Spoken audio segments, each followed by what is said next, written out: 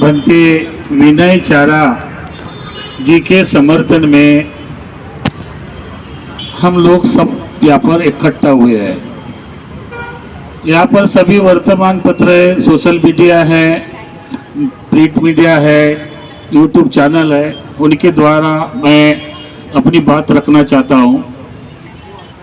ये बुद्ध गया का जो आंदोलन है 1823 से शुरू हुआ है। ये अनागारिक धम्मपाल ने शुरुआत की थी। उसके बाद में नागपुर गिट्टी खदान के बनते दिसंग रक्षित थे 89 में, उन्होंने शुरुआत की।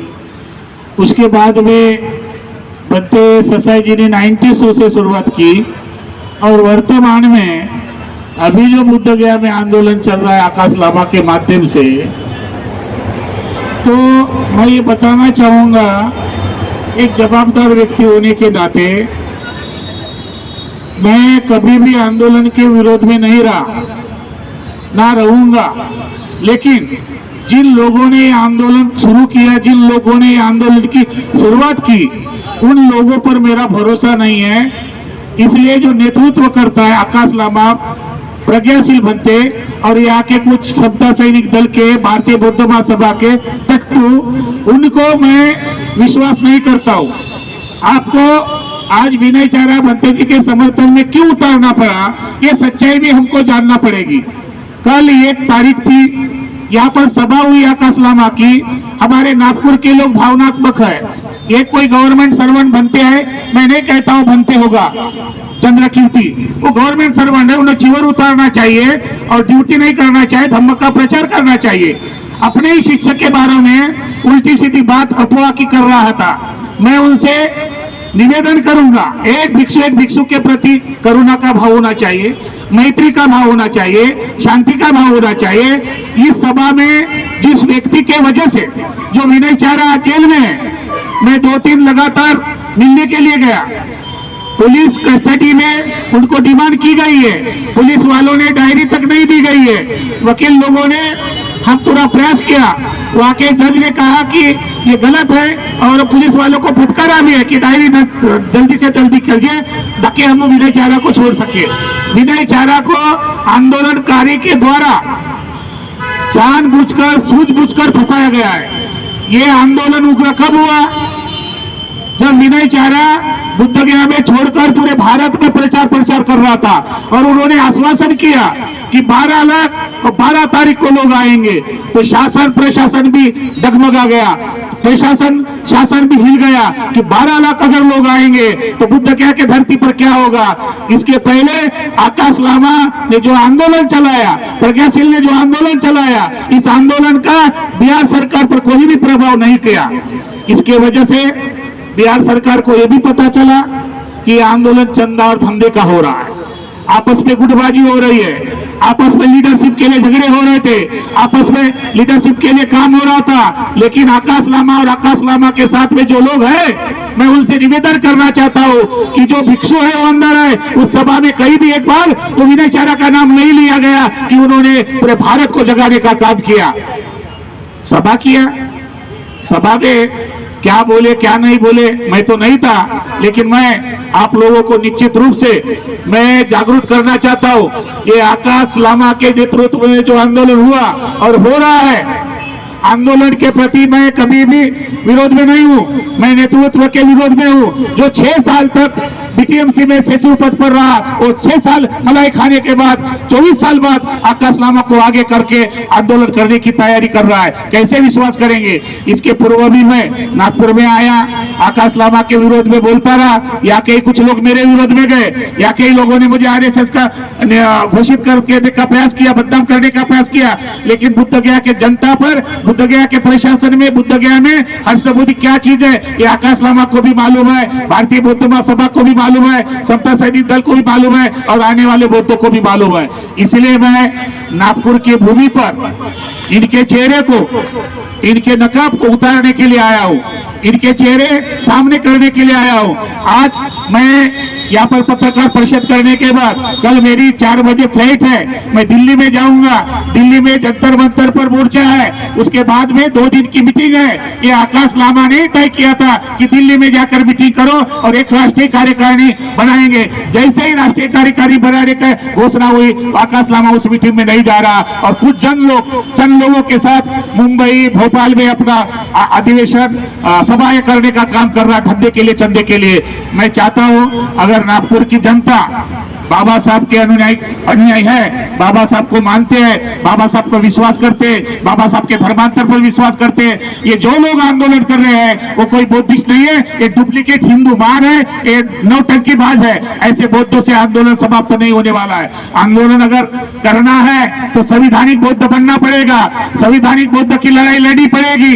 और बोध गया का आंदोलन अभी तक सफल होने वाला था, लेकिन ये आकाश लामा गुटबाजी के साथ, प्रतिष्ठा के साथ, अपने स्वार्थ के साथ, अपने नेतृत्व के लिए, अपने प्रतिष्ठा के लिए, अपने सम्मान के लिए ये आंदोलन पैसे में बेचा है और आंदोलन स्थगित किया है। आपको सच्चाई बता रहा हूं, 9 तारीख को इनमें आपस में मीटिंग हुई, 10 तारीख को आकाश लामा, चंद्रमोदी पाटिल और कुछ लोगों ने आपस में चर्चा की और आंदोलन स्थगित किया।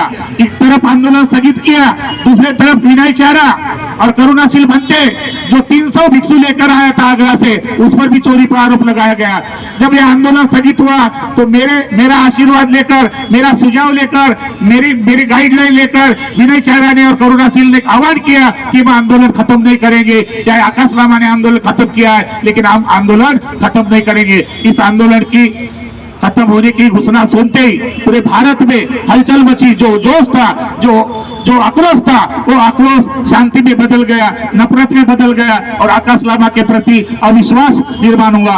जब मजे की बात बता रहा हूं मैं समझता हूं कि आपका बहुजन मीडिया भी उस वक्त बोधगया में था, जब आकाश लामा ने पुलिस स्टेशन में जाकर ये आंदोलन स्थगित किया और स्थगित जैसे ही किया तो रात के 11 बजे एक मीटिंग की गई और आंदोलन जारी रहेगा। और ये नेतृत्व विनय चारा कर रहा था और विनय चारा ने घोषणा की थी कि 12 तारीख को 12 लाख लोग आएंगे। एक डर की वजह से प्रशासन भयभीत था, कितने लोग आएंगे, चाहे सही हो, चाहे 12 लाख नहीं 12,000 भी लोग आती और वो सभा होती तो विनय चारा की इमेज बढ़ती और आकाश लामा और प्रज्ञाशील की और उनके साथ में जो टट्टू है, जो नव बौद्ध अपने आप को बौद्ध कहते हैं, एक डुप्लीकेट हिंदू बौद्ध का नाकाम उतरता। इसलिए 60 घाट के साथ आंदोलन समाप्त किया। दूसरे दिन विनय चारा, करुणाशील के भंते जवळपास करीबन 500 लोग चले गए, वहां पर बैठे। मजे की बात है, जब आंदोलन स्थगित किया गया तो आकाश लामा को वहां बैठने के लिए कोई जरूरत नहीं थी, लेकिन समता सैनिक दल के लोग कुछ लोग लेकर बैठे और आपस में फाइटिंग हुई, आपस में डिस्प्यूट हुआ, आपस में चर्चा हुई और उसी रात के 11 बजे उसी रात कुछ लोग होंगे, मैं सच्चाई बयान करता हूं और सच्चाई के साथ रहने के लिए खड़ा रहता हूं और जो भी सच्चा है मैं सच्ची बात बोलूंगा। उसी दिन बीटीएमसी के अकाउंटर सुजीत मिश्रा, इन्होंने साजिश की।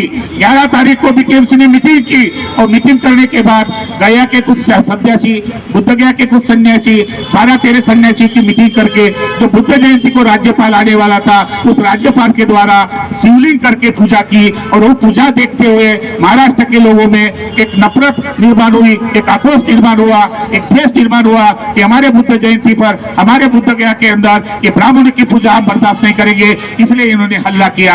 इसी सुजीत मिश्रा ने और आकाश लामा के लोगों ने वहां पर 50 लोग भेजे और कुछ महिलाओं को मारा, महिला मार खाई, कुछ महिला प्रोटेक्शन के पास गए, विशेष तौर पर आकाश लामा के पास गए और आकाश लामा को पूछा गया कि ऐसी बात है। आकाश लामा क्या कह रहा है महाराष्ट्र के लोगों को? मार सेना। क्या कह रहे हैं? मार सेना। ये मार सेना ने मेरा बीपी बढ़ाया है, ये मार सेना ने मेरा ब्लड प्रेशर बढ़ाया। वो महिला वापस आई और विनय चारा को फोन किया। कैसे भी विनय चारा बेचारा अपने अस्तित्व को न देखता रहा और बौद्धों के हित के लिए, बौद्धों के संरक्षण के लिए, महिला के हित के लिए बेचारा वो दौड़ते आया और उसी वक्त रात के 12 बजे 2 बजे विनय चारा को अरेस्ट किया। ये किसकी देन है? ये आकाश लामा की देन है। ये किसकी देन है? ये प्रज्ञाशील की देन है। ये किसकी देन है? ये नौटंकी सुमित पाल की देन है। किसकी देन है? ये सुशील पाल की देन है, जो 4 महीने से भत्ते बनाकर अपने पास में बिठा रहा। ये करुणाशील भत्ते जी है, उनका इस आंदोलन में योगदान है। जिन जिन लोगों ने योगदान किया वो धनराशि कहाँ गई, कहाँ लेके जा रहे अभी तक पता नहीं। और भारत में और महाराष्ट्र के लोग वो आकाश लामा को लामा समझ रहे, वो ग्रस्त आदमी है। मैं उसके विरोध में हूँ और विरोध में खड़ा रहूंगा। बहुत जल्दी, अभी कल ही दिल्ली में पूरे भारत के लोग भिक्षु को बुलाकर एक राष्ट्रव्यापी कार्यकारिणी निर्माण करके बुद्ध गया के आंदोलन को कैसे अंजाम देना है, और बहुत जल्द बुद्धिस्ट इंटरनेशनल नेटवर्क के माध्यम से, अभी तो मैं राष्ट्रीय कार्यकारी अध्यक्ष हूँ, अभी श्रीलंका, थाईलैंड, कम्बोडिया, वियतनाम, कई देश के भिक्षु हमारे साथ जुड़ गए और कई देश के भिक्षु की नियुक्ति के लिए लेकर हमने घोषित किए। और बहुत जल्द माननीय वामन मेश्राम जी के नेतृत्व में, उनके मार्गदर्शन में 26 अक्टूबर को कालचक्र मैदान में शांति प्रोटेस्ट होगा। लाखों की संख्या में बिहार के लोग आएंगे, महाराष्ट्र के लोग आएंगे, तो सरकार डरेगी नहीं। बिहार के लोग हमको जागरूक करना है, क्योंकि वोट बिहार के लोग डालते हैं। और बहुत जल्द जैसे ही विनय चारा ये छूट के आता है जेल से, उनको छुट्टी मिलती है, और जेल के बाद तो हम लोग नागपुर में बुद्ध सेंट्रल नेशनल नेटवर्क के माध्यम से उनका भव्य सम्मान की एक सभा लेंगे। इसमें लाखों लोग होंगे जिन्होंने पार्लियामेंट में आवाज उठाई, चाहे वो खड़गे हो, चाहे वो आजाद रावण हो, चाहे चंद्रशेखर आजाद हो, चाहे खंडोरे हो, चाहे कुशवाहा हो, जिन लोगों ने भी मेंबर ऑफ पार्लियामेंट में आवाज उठाई, उन सबको हम लोग उस सभा में बुलाएंगे और विनय चारा के समर्थन में हम लोग खड़े हुए हैं। आज मैं फिर एक बार पुनः हमारे जितने भी इंटरनेशनल नेटवर्क के पदाधिकारी हैं, वाम सेब के हैं, उन सबको मैं धन्यवाद देता हूँ कि एक दिन में हम लोगों ने ये जो प्रोटेस्ट और विनय चारा के समर्थन में किया है। आज ही मेरी बात हुई वकील से, वकील ने कहा कि पुलिस वालों ने अभी तक डायरी नहीं दी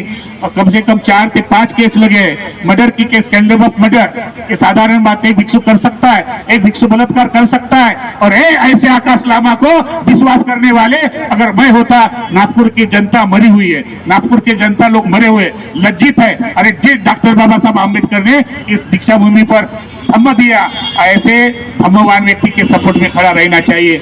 और मैं निश्चित रूप से हम सब दिल्ली से जितने भी वकील हैं वो अभी प्रोटेशन में लगे हैं।